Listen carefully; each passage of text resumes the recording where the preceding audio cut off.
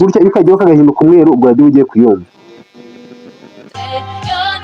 Yes, ubu nibwo buryo nyine ushobora kumva radiyo yose ku isi yose ukabasha kuyumva kandi nta ekuteri ukoresha telefone yawe. Mu gihe kugira ngo wumve radiyo haba mu Rwanda ukoresha telefone cyangwa se radiyo z'irokari biba bisaba kugira ngo washizemo ekuteri, uburyo bwo bugufasha kumva radiyo yose yo ku isi aho waba uherereye hose kandi nta ekuteri ukoresheje. Iyo radiyo neza niba ngombwa usacinge n'indi yose ushaka, kandi ibi byose bikore mu buryo nyine bw'ubuntu, nta mafaranga wishyura. Icyo usabwa kugira ngo ni uko ufite interineti gusa, ubundi radiyo yose urayumva kandi ukayumva neza. Application turakoresha yitwa Radio Garden. Radio Garden dore niyi application, dore niyi yitwa Radio Garden. Urajya muri Play Store uyidownloading, urajya hano muri Play Store, numara kujya muri Play Store yawe, muno Play Store ibihehe ngiye, uraza ufungure Play Store. Numara gufungura Play Store rero uraza hano muri search, muno hano searchingira, uze wandikemo ijambo ngo Radio Garden, noneho uze uhita ukanda hano kuri search hano hepfo hano, ubundi usacinge application. Haraza application zitandukanye ariko wowe urebe iya application iri hano. Iyi na application ntoya ntabwo itinda kuba downloaded, ni ntoya.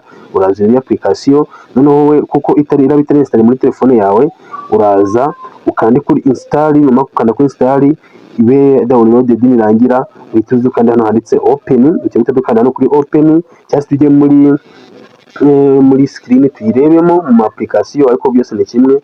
Noneho kujya hano uraza icyo urakora nta kindi, urahita uza ukanda kuri kano kantu handitseho ngo play, kano kamenyetso ka play kanditseho ngo press play to start Radio Garden. Hano niho uraza ukande nyine, ubundi uze gutya. Iyo ugikanda gutya rero itangira gusacinga, urabona ko ikugenda isacinga, ariko ihera muri radiyo nyine z'i Kigali nkuko ukubona hano, ihera mu Rwanda ku gihugu uherereyemo.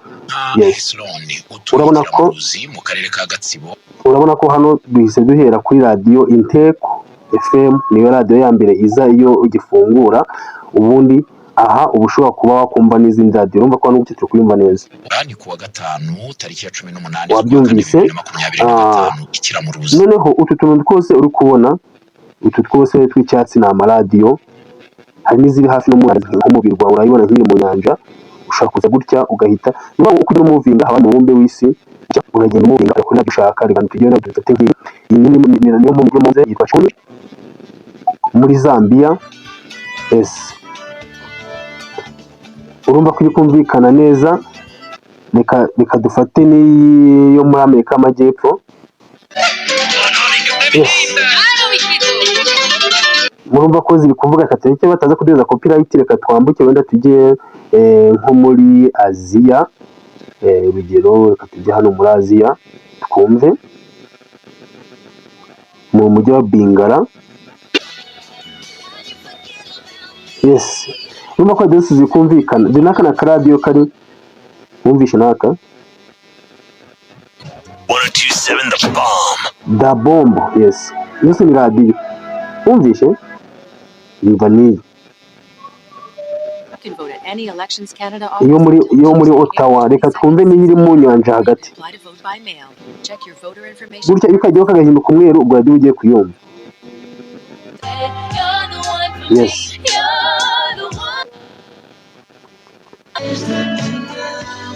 yes guys, katiki batadeza copyright ko turi gucuranga indirimbo kandi tutaherewe credit, ariko ubu nibwo buryo nyine ushobora kumva radiyo yose ku isi yose ukabasha kuyumva kandi nta ekuteri ukoresha telefone yawe. Noneho hari n'uburyo bwo gusacinga. Hari ikintu bati ngewe nshaka radiyo runaka usanzwe uyizi, uraza hano kuri search, kuri kamenyetso ka search, ubundi warangiza ukagakandaho. Niba ukakandaho ushobora gushyiramo, hari radiyo ziri popular bakuzanira across the globe cyangwa se ku isi yose. Hari radiyo ziba ziri popular bakuzanira nk'iyi RFI Afrique, zose ni radiyo ziri popular za BBC, radiyo nyinshi zitandukanye ariko zizwi cyane ziba zihari, zose ni radiyo ziri popira, ariko ushobora kuvuga bati ngiye nshaka iyanjye, ukavuga ngo hano bakubwira ngo hitamo igihugu, umujyi cyangwa se station runaka. Hano ushobora kuza hano ugahitamo igihugu, city cyangwa station bitewe n'icyo ushaka. Reka tuvuge ko dushaka radiyo zo mu Rwanda gusa, sibyo?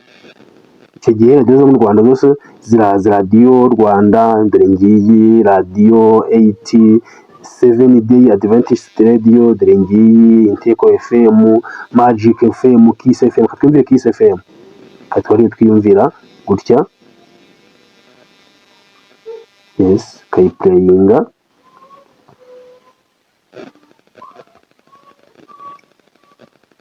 Kayiplayinga hano gutya,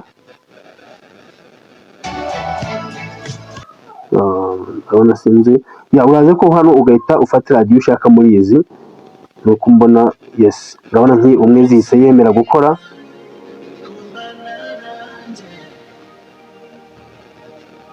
Ubundi ukagira radiyo Inteko rero, urabona wayishyiramo radiyo imwe, wayishyiramo Kiss FM wayikina, yes,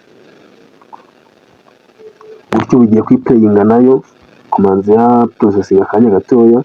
Guys, izi radiyo zose wazumva, zose wazumva ku buntu, nta kindi kiguzi ushizemo. Bavuze ngo this station is unreachable, ngo ni kibonana nk'akabazo nakakabayeho, ariko nta kindi kibazo kidasanzwe kirimo. Noneho ikindi kiza cy'iyi application, wenda dusubiye inyuma gatoya,